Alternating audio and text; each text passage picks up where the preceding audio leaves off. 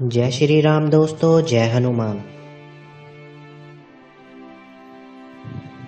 एक क्लाइंट ने मुझसे क्वेश्चन पूछा है, गुरुजी, हनुमान जी के दूत किसको प्राप्त होते हैं? हनुमान जी की शक्तियाँ किसको प्राप्त होती हैं या दूत किसको प्राप्त होते हैं? वो कितने समय में ये दूत महाराज प्राप्त हो जाते हैं? क्या ये दूत महाराज मेहंदीपुर बालाजी से ही प्राप्त होते हैं या कहीं और से भी प्राप्त होते हैं?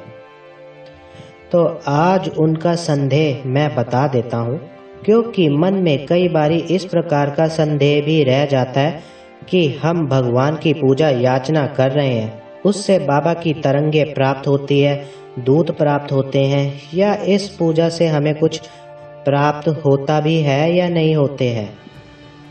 तो सबसे बड़ी बात चिंता मत करना कि हनुमान जी की भक्ति करने वाले को शक्ति तो प्राप्त होती ही है। शक्ति देरी से प्राप्त हो जाए या शीघ्रता से प्राप्त हो जाए, इस मैटर में दादा हनुमान जी का ही हाथ होता है। दादा हनुमान जी का ही कार्य होता है, क्योंकि ऐसा होता है कि जो भगत निस्वार्थ भाव से अपने इष्ट, अपने आराध्य की सेवा में लगा रहता है निरंतर। मान लीजिए आपको पता ही नहीं है कि आप दादा हनुमान जी की सेवा कर रहे हो, आपको पता ही नहीं है कि आप किस प्रकार की सेवा कर रहे हो, कैसी सेवा कर रहे हो, आपको इस बात का कोई लेना देना नहीं है। आप सिर्फ बाबा के नाम का सिमरन करते हो और सीताराम की माला का जाप करते हो, निरंतर करते हो, और ऐसा करते करते आपके कई वर्ष बीत गए। कई वर्ष बीत गए, जिन वर्षों का आपने अनुमान ही नहीं लगाया कि इस माला से या इस मंत्र से क्या मुझे कोई शक्ति प्राप्त होती है। देखिए, बाबा की कृपा जो है ना, भोले भगत को ही प्राप्त होती है। भोला भगत मान लो जिसको ना तो कुछ पाने की इच्छा है, ना खोने का भय है। जब भगवान की भक्ति हमें प्राप्त होने लगती है या शक्ति हमें प्राप्त होने लगती है, तो कई चीज़ें हमारे हाथ से चली जाती है। क्या? मान लीजिए जब हम प्रभु की भक्ति करते हैं और उस भक्ति से दादा हनुमान प्रसन्न हो जाते हैं या आपके इष्ट आराध्य आपसे प्रसन्न हो जाते हैं, तो उस दौरान उस भक्ति से प्रसन्न होने के बाद कुछ चीज़ें आपसे ले ले, जैसे कि इन शक्तियों को यूज़ करने का अधिकार। आप फिर आपके जो मन में ये एक समझ उत्पन्न हो जाती है कि मुझे अपनी शक्तियों को, इस कार्य को मैं यूज़ नहीं करना चाहता, अपनी शक्तियों को मैं इस कार्य में नहीं लगाना चाहता।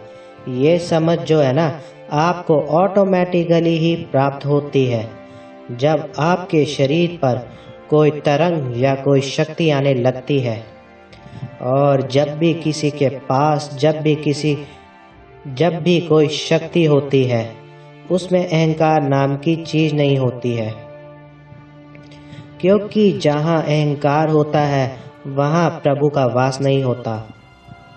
और बाबा की शक्ति तो निर्मल व्यक्ति के अंदर ही आएगी, जो सरल होगा, जिसने कभी कल्पना भी नहीं की होगी कि मुझे ये चीज़ हो सकती है या ये मैं चीज़ प्राप्त कर सकता हूँ। हाँ, बात रह गई सिद्धि की। दूत महाराज की कृपा इस प्रकार के शरीर को प्राप्त होती है। बात रहती है कि सिद्धि की। सिद्धि आप खुद प्राप्त करते हो जब किसी भी मंत्र का आप लगातार गुणगान करते हो और उस मंत्र को आप सिद्ध कर लेते हो, तो हनुमान जी की अष्ट सिद्धियों की कृपा आपके शरीर पर आने लग जाती है। और सिद्धि का कुछ मात्र अंश आपके शरीर में विद्वान होने लगता है। जब वो कुछ मात्र अंश आपके शरीर में उत्पन्न होता है, तो आपके मुख से निकले हुए वचन सत्य होने लग जाते हैं। आपके द्वारा बताई गई हुई बातें परिपूर्ण होने लगती है। आपके द्वारा कही हुई बातें हर व्यक्ति को सच्ची लगती है और जो भी वचन आप मुख से कह रहे हो उनके कार्य बनने लग जाते हैं। ये कार्य ये कहाँ से होते हैं? ये आपको इस चीज़ का लालच नहीं है कि ये मुझे शक्तियाँ प्राप्त हो, ये स्वयं आपको प्राप्त हुई हैं। तो दादा हनुमान ने आपको स्वयं चुना है, क्योंकि भगवान की भक्ति करने वाला कई प्रकार से लोग भक्ति करते हैं। आप बहुत सारे भगत जो है हनुमान जी की जो भक्ति करते हैं और रोज सुबह शाम वो डेली हनुमान चालीसा का भी गुणगान करते हैं, बजरंग बाण का भी करते हैं, सुंदर कांड का भी करते हैं, राम स्तुति का भी करते हैं, हनुमान जंजीरा का भी गुणगान करते हैं। तो क्या इन मंत्रों से कोई ऊर्जा नहीं प्राप्त हो रही है? ऊर्जा सभी को प्राप्त होती है,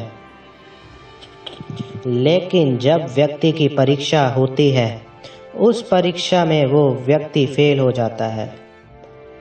पहली परीक्षा इस प्रकार की होती है कि जब भी व्यक्ति मंत्र का जाप करता है या हनुमान जी की कृपा को प्राप्त करने की कोशिश करता है, तो जब उसकी परीक्षा होती है, मान लीजिए उसको ये लगने लग जाता है कि मुझे कुछ भी नहीं मिल रहा, मैंने हनुमान जी की पूजा करी, अभी तक मुझे कोई भी अनुभव नहीं हो रहे, कोई शक्ति मुझे प्राप्त नहीं हो रही, तो समझ लेना आपके द्वारा जो भी आप मंत्र का गुणगान करते हैं, कर रहे हो, जो भी आप पाठ पूजा प्रतिदिन आपने अपनाया है, उसके अंदर ऊर्जा का वास हो गया है। जब ऊर्जा आपके आभा मंडल में उदय होती है, तब आपका शरीर का संपर्क परमात्मा से होने लग जाता है। और उसी दौरान क्या होता है कि जब बीच में आपके मन में इस प्रकार के विचार भी उत्पन्न होते हैं, क्योंकि हम इन चीज़ों को अच्छे तरीके से तो अगर कोई स्पष्टीकरण कर हम कोई किताब खोलकर दिखा दिया जाए तब भी हम बड़ी आसानी से उस चीज़ को हम समझ लेते हैं। लेकिन क्या होता है जब हमें किसी चीज़ का पता नहीं होता तो हम उस चीज़ को किस प्रकार से जान सकते हैं? धीरे धीरे स्टेप से पूजा करते रहो। मान लो कोई व्यक्ति 20 साल से पूजा कर रहा है हनुमान जी की, क्या उसके शरीर पर कोई तरंगे नहीं होंगी? उसको शक्ति भी प्राप्त होंगी और वो मेहंदीपुर बालाजी वाला नहीं होगा। जैसे कि किसी भी मंदिर में, या मान लीजिए दिल्ली में सीपी के मंदिर है या बहुत सारे सिद्ध मंदिर है, लेटे हुए हनुमान जी के भी मंदिर है प्रयागराज में, तो ऐसे जिस जिस मंदिर में आप जाते हो वहाँ से भी आपको दूत महाराज की शक्ति प्राप्त हो जाती है, उन मंदिरों से भी आपको कृपा प्राप्त हो जाती है, क्योंकि आप जिस स्वरूप से, जिस मंदिर से आपकी लगन लग जाती है, वहीं से आपके ऊपर कृपा का वास आ जाता है और वहाँ से भी शक्ति आपके शरीर में आ जाती है। और जो व्यक्ति, जिस व्यक्ति को शरीर में ये ऊर्जा आती है, वह व्यक्ति धर्म के कार्य में खुद नहीं करता, अपने आप ही उसके हाथों से होने लग जाता है। जब शरीर पर तरंगे आती है, शरीर पर ऊर्जा उत्पन्न होने लगती है, तब व्यक्ति खुद भी अपने आप भी कोशिश करता है, लेकिन शक्तियाँ उसका उस काम को परिपूर्ण करती हैं। फिर उसका शौर्य, उसका नाम अपने आप फैलने लग जाता है। वो अपने आप ही, क्योंकि आप और मेरे द्वारा नहीं चुना हुआ है, वो शक्ति उन्होंने उनको चुना है। शक्ति स्वयं चुन लेती है। आपके अंतर के भाव अगर निर्मल होंगे, उस भाव में कम से कम दया होगी, तब आपके मन को प्रभु आत्मा जो है आपके अंतर मन से समझ लेते हैं कि हाँ, इस व्यक्ति के मन में किस प्रकार भाव उत्पन्न है। अगर चतुराई है कि मैं प्रभु की शक्ति प्राप्त करके ये काम करूँगा, वह काम करूँगा, और वो आपको भली भांति जानते हैं। आपका जैसा विश्वास है उसी विश्वास से आपको रिजल्ट देंगे दादा। विश्वास के अनुसार आपको रिजल्ट प्राप्त होगा और उसी विश्वास पर रंग लगाएंगे। मान लीजिए आपकी भावना को उन्होंने समझ लिया, पहचान लिया आपके शरीर में किस प्रकार की भावना है और किस प्रकार की आपके अंदर उत्पन्न हो रही है। तो ऐसी भावना को जानने के बाद बाबा आपको कृपा प्रदान करते हैं, लेकिन समय के साथ आपको और शक्तियां सभी को मिलती है। लेकिन कुछ लोग परीक्षाओं में फेल हो जाते हैं, किसी में सब्र नहीं होता है, कई सब्र कर लेते तो वो मिसाल खड़ी कर लेते हैं। जैसे मैंने शुरू में बोला कि जिद्दी आदमी इतिहास रचता है, प्रभु की भक्ति करने वाला व्यक्ति इतिहास रचेगा। बेशक उसमें समय लग सकता है, लेकिन कृपा जरूर प्राप्त होगी। और ये आपको आप जो सोच रहे हो ना कि क्या मैंने इतने समय से पूजा की और मेरे पास अभी तक शक्तियाँ नहीं आई, आपके पास शक्ति आ चुकी है। आपके पास शक्ति आ चुकी है।